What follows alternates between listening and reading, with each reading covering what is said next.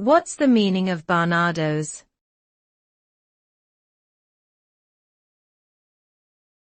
Barnardo's.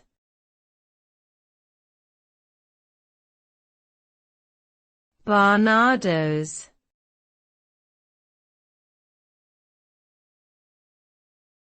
Barnardo's.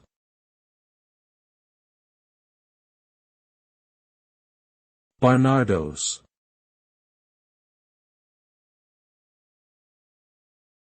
Barnardo's is a British charity that provides support and services to vulnerable children and young people.